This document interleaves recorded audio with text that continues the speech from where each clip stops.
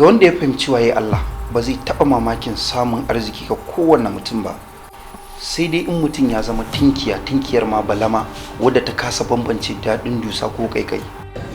In kuna da hanyar kubutar da ni zan iya amincewa.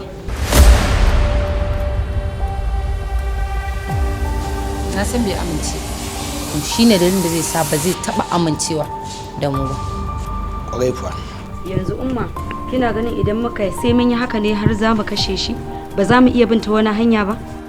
Girma Multimedia Investment Limited tare da Wonderful Mobiton Nigeria Limited ke gabatar da shiri mai dogon zango rai da numfashi. Ma'aikatan da suke kamfaninka suna ganin cewa ni ban cancanta ka bani manajan kamfaninka ba.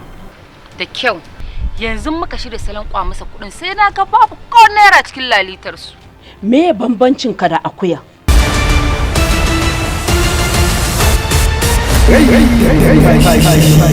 A ina kika samu daman jin shi?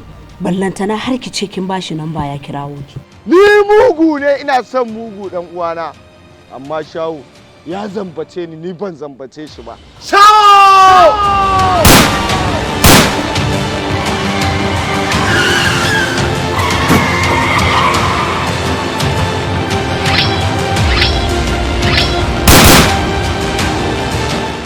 Inna lillahi wa inna ilaihi raji'un. Rai da numfashi shiri mai dogon zango.